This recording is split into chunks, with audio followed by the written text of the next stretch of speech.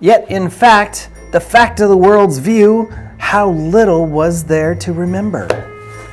I never understand what the heck Edgar Allan Poe is talking about. It's always deep thinking, and I ain't here for the deep thinking. I'm here for the deep thinking about these headlines for Wednesday. Welcome to Wednesday, everybody. Hope everyone's doing well.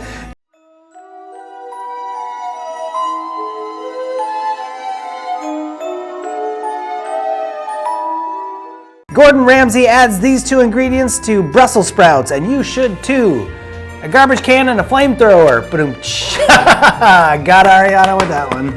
Yep, she thought she could move fast, but she kind of couldn't move fast enough.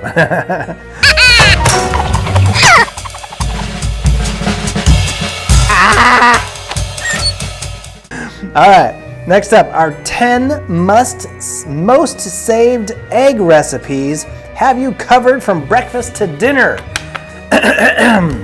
Everybody listening out there? Well, that's weird. None of these recipes have horseradish as an ingredient. Ooh, weird. Why would you? Horseradish. Oh, gee, what is going on? I want these cards. It's like they're spookified or something. There it goes. Yeah, horseradish in eggs of any kind? Come on, nobody does that. Nobody does that. My throat needs a little help. There we go. Because nobody does that. Nobody puts horseradish in anything to do with eggs. Come on. All right, next up, 5 items banned on the International Space Station. Number 1, Brussels sprouts. Number 2, asparagus. 3, cats. Not 3 cats, just no cats, period. Number 4, chewing gum. Number 5, bad dance moves. Seems weird because you're just floating in space trying to boogie, and maybe it's just because it doesn't work out in zero gravity. I don't know. That's legit.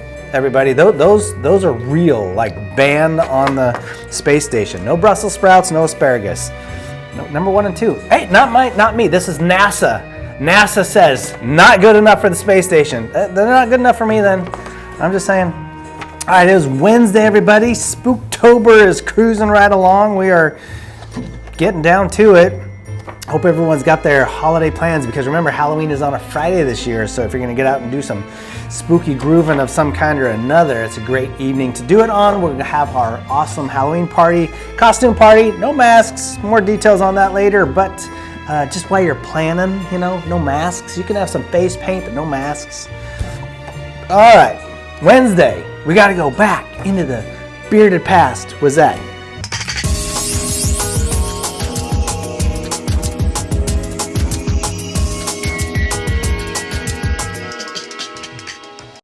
Hey guys, how you doing out there? It's Wednesday, the 22nd, guys.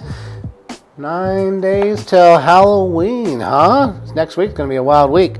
Hope you guys are having fun. I hope you guys are enjoying yourselves, but let's go ahead and get to it. Let's go back in the bearded past with Zach. And I'm gonna start off today. The Russian Empire, I don't usually go back this far. It's just, I don't know as much about it, so I need to learn some stuff too. But I do know this. 1721, the Russian Empire is proclaimed by Tsar Peter I. Now, this was after the Swedish defeat in the Great Northern War. The big deal about this is the Tsar Peter I, mind you, the Tsars, this family, the Romanovs, they ended up ruling this country for the next 200 years until the Russian Revolution came and Lenin, and then after Lenin, Stalin, and communism essentially took over. But yeah, so I found that very interesting. After 200 years, that's a long time to have one family lead your country. Also, too, on this day, a little, Revolutionary War. You had 1777, the American Revolutionary War. You've got American defenders of Fort Mercer. Now, this is on the Delaware River. A lot of you guys have seen the picture of George Washington crossing the Delaware. This is actually during that same time period. This is during that same time. So what had happened was there's two sides of the Delaware. Eventually, what happened was the revolutionary soldiers eventually crossed and defeated the Hessians. But before then, the Hessians were kind of probing their fort in Fort Mercer, and the revolutionaries, the Americans, I guess we can call them, they ended up beating back the Hessians at attacks on the Battle of Red Bank.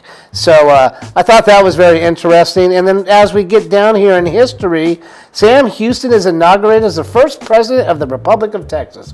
For a lot of you, Texas was its own republic at one point. It wasn't a state. There was a lot of, actually there's a lot of debate on how they were going to bring that state into the Union, this, that, and the other thing. And Sam Houston, one of the reasons he was so pivotal in that was because he was part of the, not the Alamo per se, but he was part of that fight to, free the Texans from rural Mexico. They really felt like, Mexico City had no business ruling you in, that far north in Texas. That's really what it came down to. They wanted to bring more American culture in, and yeah. You can actually go watch some movies. Watch there's some good ones out there. They're not really historically correct, but they're fun movies to watch. Alamo with John Wayne, and then they remade the new Alamo. But fun stuff, you guys. And then also today in history, you had over 2,200, so that's 2,200 plus engineers, technicians from Eastern Germany in 1946. They are forced to relocate to the Soviet Union along with their families and equipment. This was a huge thing. The Russians weren't the only ones to do it. The Americans did it too. We brought German scientists over. Germans were so far ahead in ballistic missiles and nuclear weapons that we use their scientists. So not only did the United States had camps down in Texas, they also went to Russia. Now, I will tell you, you were better off being in the United States. You had a lot more freedom. In Russia, most of these guys went, and if they didn't do what they did, they were probably killed. So very interesting. But yeah, when you think of nuclear power and nuclear bombs and whatnot, I mean, it's a horrific thing to think of. But it all started with the V-1 rocket built by the German scientists. And then eventually they built the V-2, and then, actually the war pretty much ended after the V-2. They were that close, guys. They were that close. They were very close, the Germans. And then I'm going to leave you this, the last thing today. So we had cyclist Lance Armstrong is formally taking away all of his 7 Tour de France's after he was charged for the doping issues. Lance Armstrong, I know as a kid, I grew up, that guy was just an amazing bike rider, right? But unfortunately, he was cheating. He was doing it illegally, and he won a lot of Tour de France's. I mean, what did I say, 7 of them? I mean, that's amazing race. I love bike riding myself, so I remember him. I remember following him, but yeah, he turned out not to be such a great guy after all. So guys, unfortunately, no haunted history today. I looked it up. I typed in haunted history for the 22nd. Nothing, but history itself is kind of haunting sometimes, and it does haunt us. So you guys take care. Have a great Wednesday.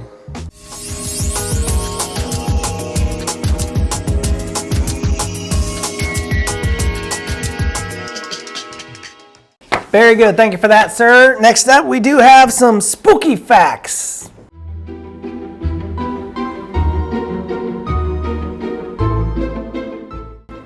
Happy Wednesday, everyone. Today is Wednesday, October 22nd, and today we got spooky facts for you right here.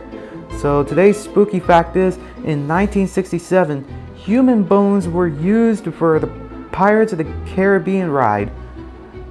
Man, I have never heard of that before, and this was founded in Disneyland.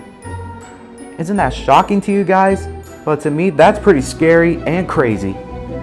And that's spooky facts for you guys. We'll see you guys on Wednesday for another spooky fact.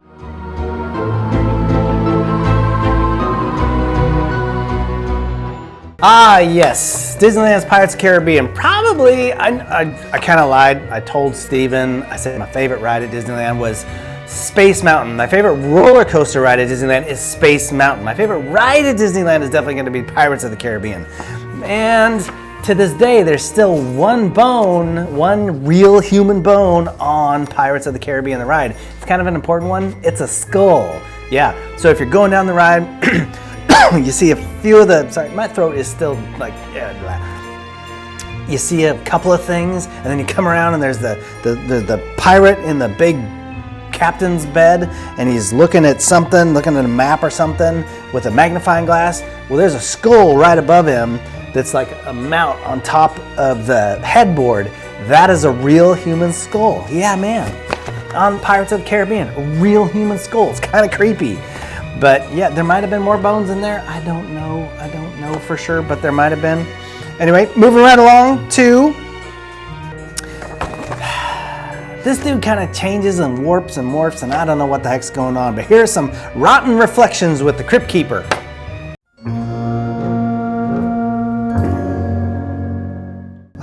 It is I, the Crypt Keeper, here again, boys and girls. How are all you creeps doing today? I am doing wonderful. It is getting closer and closer to Halloween.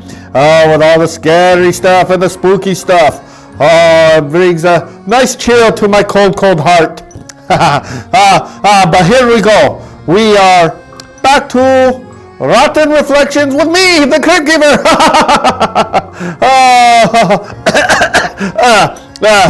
Should not have eaten that spider earlier. It feels all creepy crawly in my neck. Creepy. All right. So here is today's Rotten Reflection. Claw your way to success if you must, but remember, no matter how high you climb, you'll end up in the same coffin as the rest of the workaholics. So, what this means is, you need to have some fun. You need to get your party on sometimes, So, no matter what happens, we all end up the same way. So, remember that. So, you need to have fun. You need to scare the little neighbor kid at Halloween. You need to harass that hobgoblin shoe stealer Ariana. You still need to do those fun, scary, spooky things. Because no matter what, we all end up at the same place anyways. Where it's nice and hot, and you might roast like a marshmallow. Kind of like that, what is that character? Oh, that Anakin Skywalker guy. I love that scene where he burns up and the guy standing over him says, you're on fire, fool. Alright, so remember, no matter what happens in life, no matter how hard you do things, we stay the same way. So you must have some fun on the same way. That is a lot of reflection. Just don't have too much fun. You do not want to, not be a workaholic and not be able to pay your rent. You got to work still too. But, all right. So that is today's Rotten Reflection with me, the Crypt Keeper. We will see you creeps later.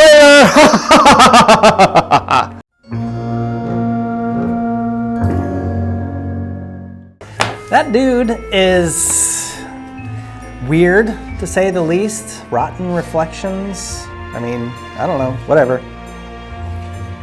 Gotta keep that throat nice and warmed up. All right, next up, Austin's movie reviews. Hopefully it's Halloween related. Come on, Austin, you can do it.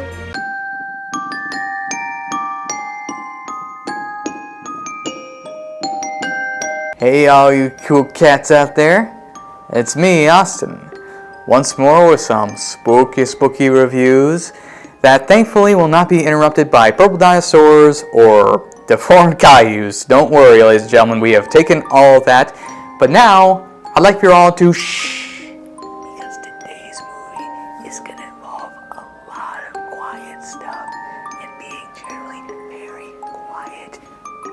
Don't worry. I'm not going to be whispering through all of that. Basically, today's movie is about being quiet and being stealthy, and that is because today's movie is from 2018.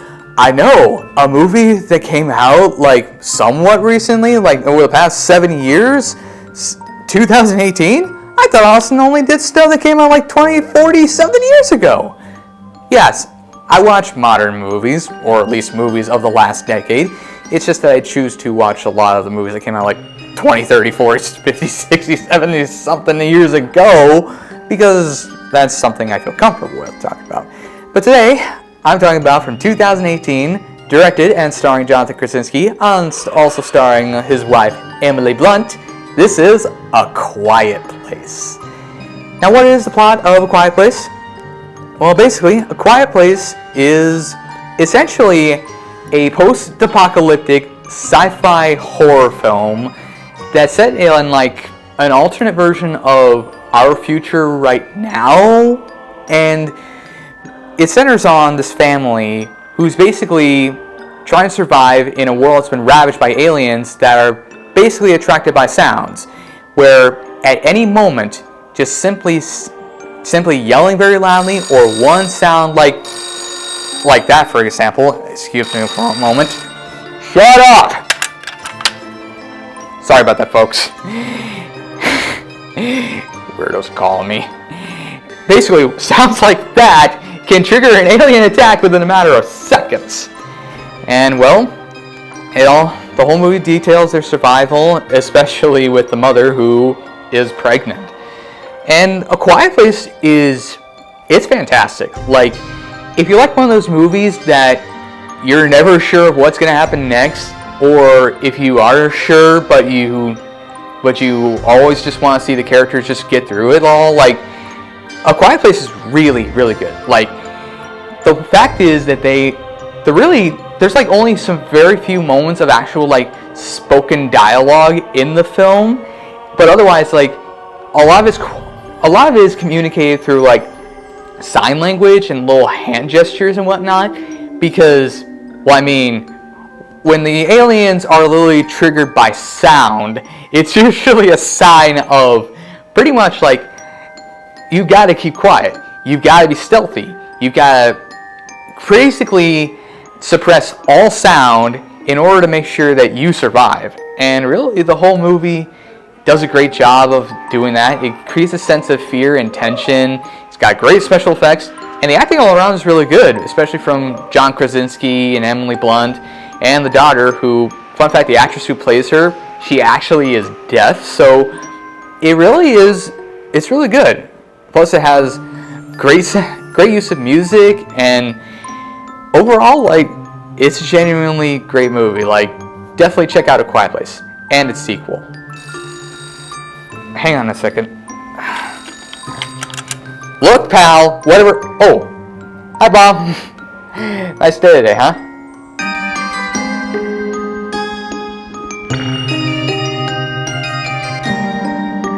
A Quiet Place, very good. Now look, there's tons and tons and tons of Halloween scary type movies in many different categories. Yes, science fiction can be still a horror movie. Aliens. And yeah, so Quiet Place, good one. Aliens, I believe. All right, next up, would you rather this spooky thing or that spooky thing? Hi everyone. So today's Would You Rather is, would you rather carve a pumpkin or paint a pumpkin? So let's go ask other clients and see what they have to say. Andrew, would you rather carve a pumpkin or paint one? I'll paint on, Why? because it saves time. It's better than carving. Okay, thank you. Angel, would you rather carve a pumpkin or paint one? Paint a pumpkin. Why? I feel like carving pumpkin, that just takes a lot of effort, like how to get everything out of it. It's best to paint a pumpkin. Okay, thank you. Tyler, would you rather carve a pumpkin or paint one? I would say paint a pumpkin because I think that's more easier. Okay, thank you. You're welcome. Would you rather carve a pumpkin or paint one? Carve. Why?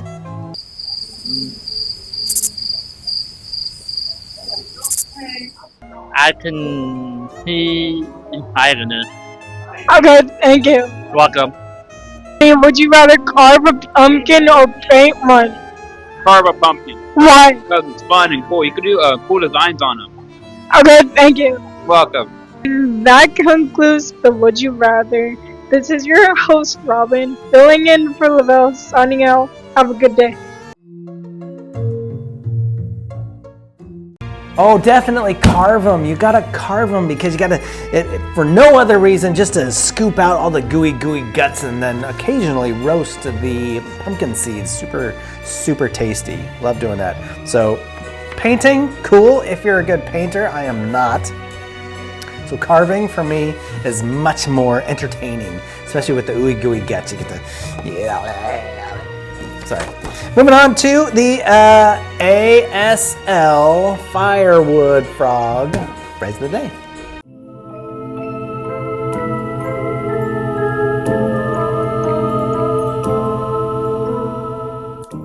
ASL phrase of the day is ghost.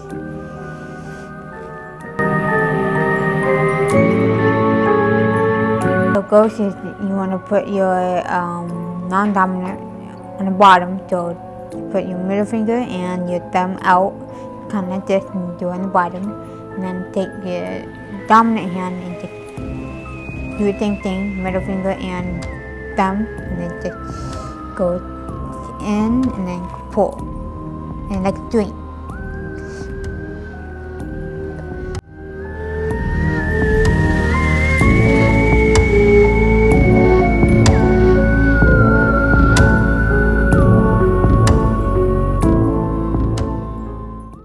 All right, Ghost. See, we got this here. I'm not sure what that means. Where did that come from? What does this have to do with being? This part I kind of get. It's like pulling the sheet off the ghost, but not really. But I get that part. This part, I'm very confused. Like, what does this have to do with being a goat? And I'm doing it wrong. I keep doing this. It's just this. It's 2 fingers. This. It's kind of like a hot dog, but not. It's this, and yeah, ghost. Yeah, it's very scary. All right, very good. Now on to some nostalgia, some spooky nostalgia with Zach.